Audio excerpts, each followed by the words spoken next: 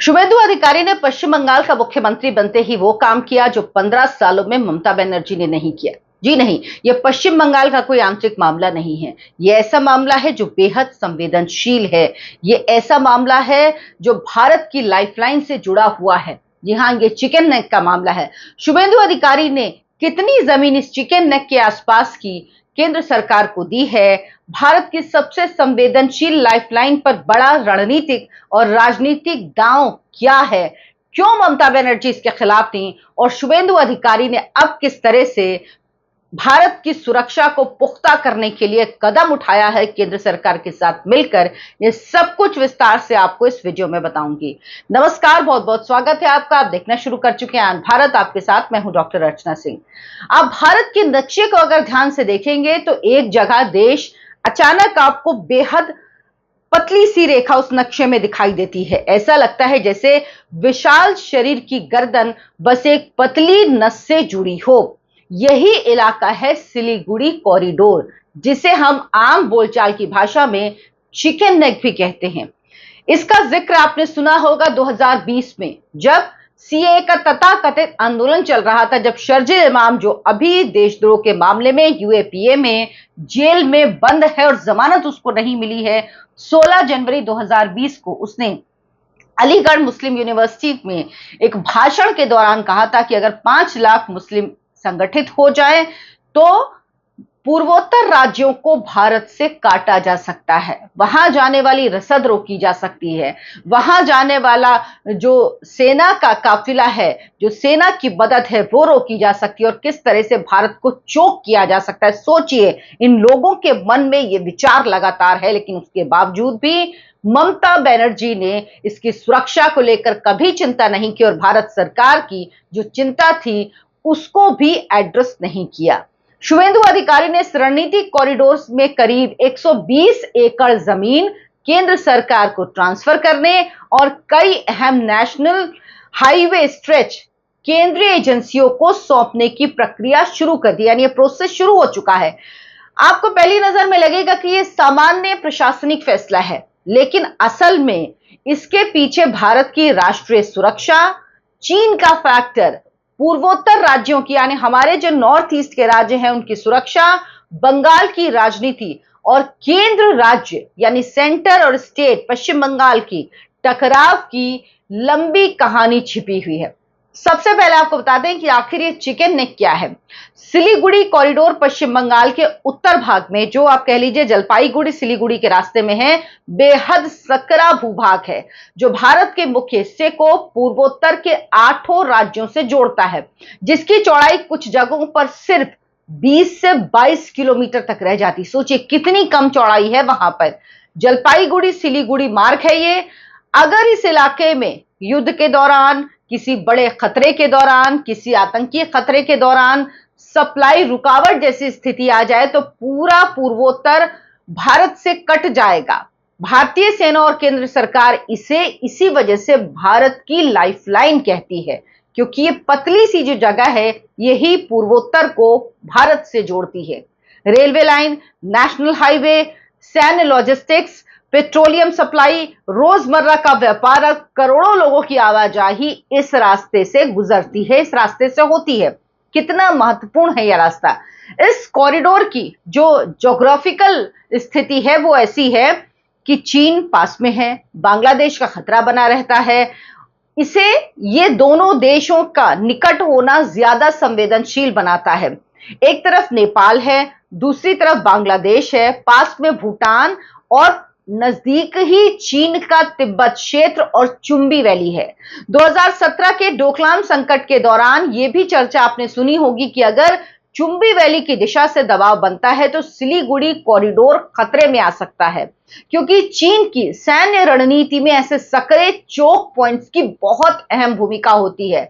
अगर कभी इस कॉरिडोर में कुछ रुकावट आए तो पूर्वोत्तर तक यानी नॉर्थ ईस्ट तक सेना, हथियार, ईंधन और जरूरी सामान पहुंचाने में भारी दिक्कत हो सकती है, लगभग नामुमकिन हो जाएगा।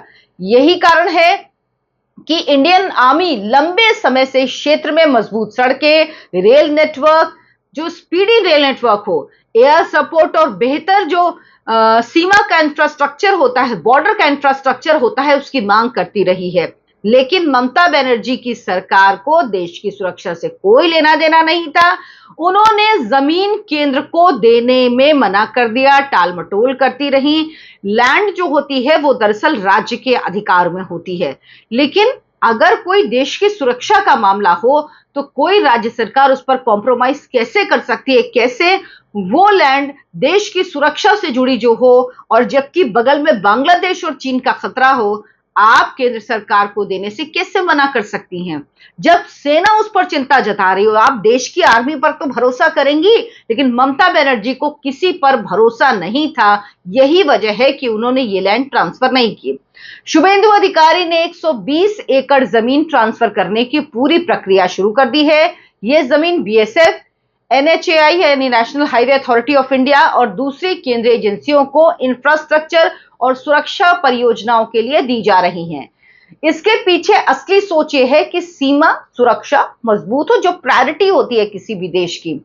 सेना की आवाजाही तेज हो सके, ऐसा इंफ्रास्ट्रक्चर वहां बन पाए, हाईवे और लॉजिस्टिक्स नेटवर्क बेहतर बन पाए, किसी भी युद्ध या तनाव की स्थिति में पूर्वोत्तर राज्यों तक निर्बाध पहुंच बनी रहे, वो किसी भी तरह से बाधित ना हो। केंद्र सरकार लंबे समय से मांगती रही है कि चिकन नेक भारत की सबसे बड़ी रणनीतिक कमजोरियों में से एक है, और यहां इंफ्रास्ट्रक्चर निर्माण में देरी राष्ट्रीय सुरक्षा के लिए खतरा है। लेकिन यहां से कहानी सिर्फ सुरक्षा की नहीं रहती, इसमें राजनीति भी आ जाती है।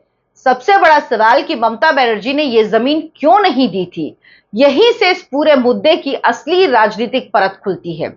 बहुत से लोग इसे राष्ट्रवाद बनाम सुरक्षा के चश्मे से देखते हैं, लेकिन बंगाल की राजनीति इतनी सीधी नहीं है।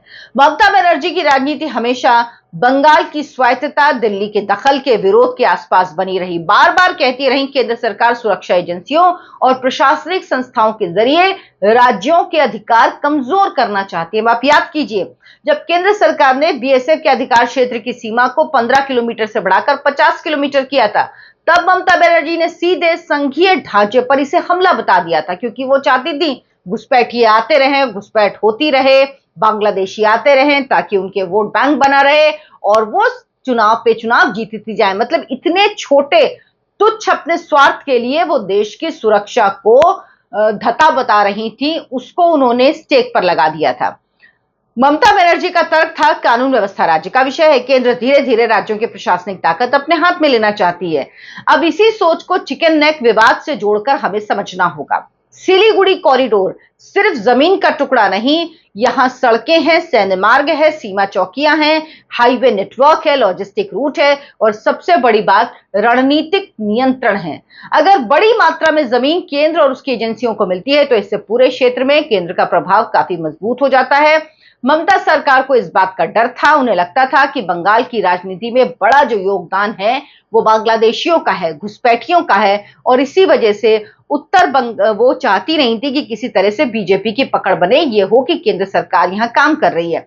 उन्हें उत्तर बंगाल में बीजेपी का गढ़ नजर आता था, उन्हें दिखता था कि उत्तर बंगाल में बीजेपी किस तरह से मजबूत है। कूच बिहार, अलीपुरद्वार, जलपाईगुड़ी, सिलीगुड़ी बेल्ट में बीजेपी लगातार बढ़ रही थी। ममता बनर्जी को डर था कि केंद्र सरकार को इस क्षेत्र में ज्यादा प्रशासनिक और रणनीतिक पकड़ मिलती है तो उसका राजनीतिक असर भी होगा। भाजपा पहले से ही सीमा सुरक्षा, घुसपैठ, राष्ट्रीय सुरक्षा और बांग्लादेशी घुसपैठियों को बड़ा मुद्दा बनाती है। ममता बनर्जी इस नैरेटिव को दूरी बनाए रखना चाहती थी, और आपको याद होगा एनआरसी सीए का दौर था जब बंगाल में सबसे ज्यादा राजनीतिक तनाव था। ममता बनर्जी लगातार कह रही थी कि बंगाल में भाजपा डर और ध्रुवीकरण की राजनीति कर रही है और सीमा क्षेत्रों को पूरी तरह सुरक्षा नैरेटिव में जाने देने से बचती थी। यानी सुरक्षा के लिए वो हर बात से कॉम्प्रोमाइज करने में हमेशा लगी रहती। वो अपना जो मुस्लिम वोट है उसके इर्द गिर्द उनकी राजनीति घूमती थी। सीमावर्ती इलाकों में बड़ी संख्या में मुस्लिम आबादी है, इसीलिए हर सुरक्षा के कदम को उनको लगता था कि ये इनके वोट बैंक पे असर करेगा। अरे भाई, जो भारत का उस पर क्या फर्क पड़ेगा, लेकिन जो घुसपैठिया है वो भारत में क्यों रहना चाहिए। इसी वजह से ममता बनर्जी केंद्र सरकार को यह जमीन देने के लिए राजी नहीं होती थी। लेकिन अब जो है वो सरकार बदल चुकी है। अब सरकारी फाइल जो है वो शुभेंदु अधिकारी के पास है। अब वो मुख्यमंत्री हैं और जमीन ट्रांसफर या केंद्रीय नियंत्रण वाले फैसलों पर जो गति धीमी थी वो बहुत तेज हो चुकी है। और बीएसएफ को जमीन देने के मामले में तो कोर्ट भी ममता बनर्जी की सरकार को कई बार फटकार लगा चुकी थी। तो असली बात यह है कि सवाल सिर्फ 120 एकड़ जमीन का नहीं, संवेदनशील भूभाग तक सिर्फ सैन्य रणनीति का विषय नहीं, बल्कि ममता बनर्जी की जो तुष्टीकरण की राजनीति है, जो घुसपैठ की राजनीति थी, उसका भी था। और यही वजह है कि चिकन नेक पर ममता बनर्जी ने वर्षों तक कोई फैसला नहीं लिया।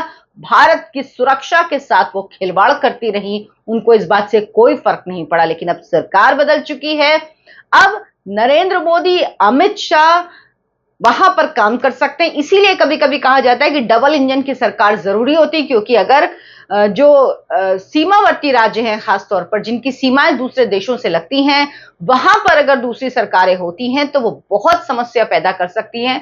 सुरक्षा के मानदंडों को लेकर भी वो राजनीतिक चश्मे से देखती हैं।